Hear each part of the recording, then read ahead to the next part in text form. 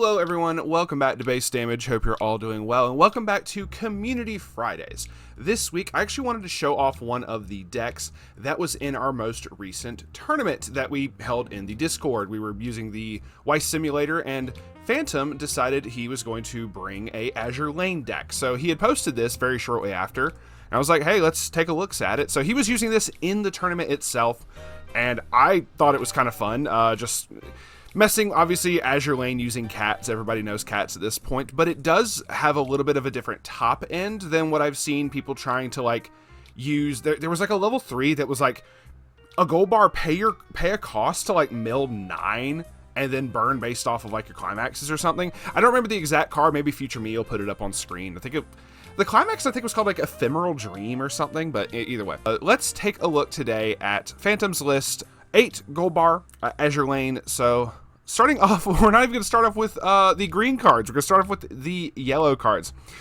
because gold bars are yellow is the name of the deck. So this Perseus kind of puts in work, but let's start with the first one here, which I believe this is pronounced How, H-O-W-E, How, as in, how could you do such a thing to me? No. 3295. When your opponent has a level 3 or higher character, this gets minus the level in your hand. Very similar, basically the same early play conditions as the first level 3 darkness from the very first Konosuba set. So very fun to see that here, which, funny enough, the effect actually kind of synergizes with the last effect, which I thought was kind of funky. During your turn, if you have 2 or more other constant characters, she gets 2k, so she'll be an 11-5. When this is placed on stage from your hand, draw up to 2, then discard 2 cards. Then perform the following action. You may choose one of your opponent's level 1 or higher characters. If you do, your opponent chooses a level X or lower character in their waiting room and exchanges those 2 characters. X is equal to the level of the character that you chose minus 1.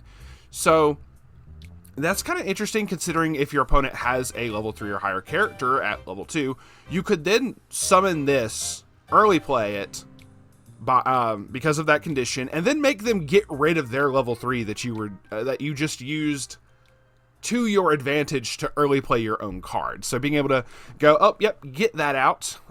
Get it off my stage. We ain't dealing with that stuff today, assuming it doesn't have hexproof, because you do have to target, but hey, it's there. 4 copies of Perseus. This fucking card put in work in the tournament. Is a 3/2 10k. Placed on stage from hand, you can put the top card of your clock into your waiting room. Healing, but we hear you like more healing with your healing. At the beginning of your attack phase, if this card is in your center stage, you may pay the cost. Now, this is before you get the chance to attack. She ends up resting herself as part of the cost. So you don't actually attack with this card. So at the beginning of your attack phase, you'll pay 2, pitch 2, rest her. So if you do that, you don't get an attack off with her, but you get to deal 2 damage to your opponent 2 times, and then heal once more. So you get 2 instances of burn 2 and 2 heals off the same card, which I saw him pull this off multiple times. Like, he would easily resolve, like, at least 2 of these, sometimes more, but it would, like, easily, like, resolve 2 of these for, like, next to nothing, which was just kind of crazy. But I mean, so then you're going burn 2 4 times, and he was healing, like, he would heal like 4 off of his clock. So very funny there. Very funny card.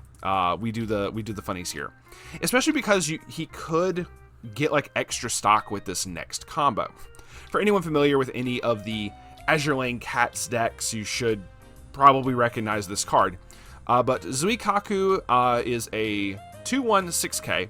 If you have another Shokaku, which we'll talk about in a second, she gets 4k power, so she's constantly a 10k. When one of our climax combos, the gold bar Frank Cynic, is placed into the climax area, if this is in your center stage and you have Shokaku, Shokaku doesn't have to be in center stage, she could be in backstage for this. Choose up to 1 constant character in your waiting room, add it to hand, then choose up to 1 constant character in waiting room and put it into stock. So being able to go, grab back a card as well as generate extra clean stock is just really nice, because then for every single one of these, you're getting like 2 stock per, basically. So if you can get like 2 or 3 copies for the combo, really, really nice there. The Shokaku does have some fun little synergy. It's a 2-1-5K. If you have another Zuikaku, she gets a 2K constantly, so she'll be 7K. But then during your turn, she'll get plus an additional 4K, meaning she'll be an 11, which I guess I should do the math. With the gold bar, if you play Frank Cynic, means she's a 12, and with the gold bar with Zuikaku will be an 11K. Sorry if I didn't do that math before. When this is placed on stage from your hand, you can discard a constant character. If you do, summon a Zuikaku from waiting room to any position of your stage. So basically being able to just summon back copies of that's really nice. At the beginning of your opponent's attack phase, you may choose one of your Zuikaku and this card. Exchange them as standing. So you get to do a little bit of field manipulation stuff. And if you really want to if you have like another copy of this in hand, you can make certain to save one of your Zuikakus by having this in the backstage. So that when you go, okay, cool, attack phase, I'm going to swap these so Zuikaku runs to the back, and Shokaku is just going to take the hit for her. So probably some lore reasons there. I don't know if maybe, like, I understand with, like, a lot of the flavor text on some of the ship girls and the, like, from both Kantai and from Azur, they had a lot of lore in their effects, in their artwork, stuff like that. So I wonder if maybe she took a hit for Zuikaku or something in for the real ship did. I don't know. Or maybe in game, who knows. 4 copies of each of those. 3 copies of Belfast. Another random yellow card, but this does a lot. It's a 1-0-35. During your turn, if you have a constant, she gains 3K, so she'll be a 6-5. She has a climax combo, but we're not running it, so I'm skipping that. When this card is frontal attacked, you can pay 1, discard a card. If you do, choose one of your other constant characters and this card, and if you do, return them to your hand. So, being able to save herself as well as maybe one of your cats combos, maybe one of your bunny girls, maybe one of your Zuikaku Shokaku combo shenanigans here. Just being able to do like field manipulation, bouncing stuff back to hand, even if that character already got reversed, you're sending them back to your hand while they're reversed, so you're saving them in that regard. So, very small price to pay, especially if you're able to get more advantage off of that. 3 copies of Soryu. If you have another Hiryu, which is the other one over here on stage, this gets 3,500 power and the following ability. On attack, you can choose one of your other constant characters and give it 1,000. Then when this is placed on stage from hand, you can pay 1 to summon a Hiryu from your deck to any position of the stage. The Hiryu has the same secondary effect on play, pay 1, summon a Soryu. If you have another Soryu in your center stage, this gets 3,500 power, making her a 7K, as well as the Soryu from her own effect will also be 7K, I didn't state that. And the following ability, during your opponent's turn, when this card becomes reversed in battle, you can discard a card. If you do rest this, and at the beginning of your next Encore step, put this into your waiting room. So she saves herself for a turn, but then she forcibly dies afterwards. So 3 copies of each of them. 3 copies of Yoizuki. As a 1-0-3K, when this card attacks, all of your characters get the following ability till end of turn, which she gets this as well.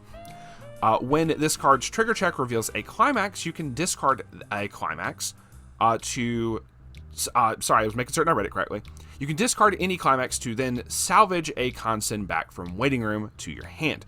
So the synergy with this is the fact that you're running 8 bar. So swinging with this, she gives it to herself, but then she gives it to all of your other characters.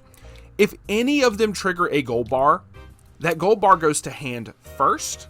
Then you get to pitch that same gold bar and just salvage a character, essentially turning your gold bars into door triggers, which is kind of funky, but very, very nice, and makes it so you can get some advantage off of that. Like if you need the gold bar in hand, cool, you got your combo for the next turn. But if you got too many gold bars in hand, you can just go, okay, cool, I'm going to use this instead to get characters, which is really nice.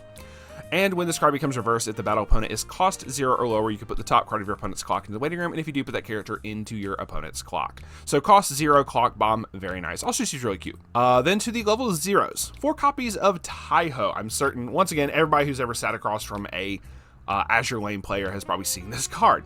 So 00500.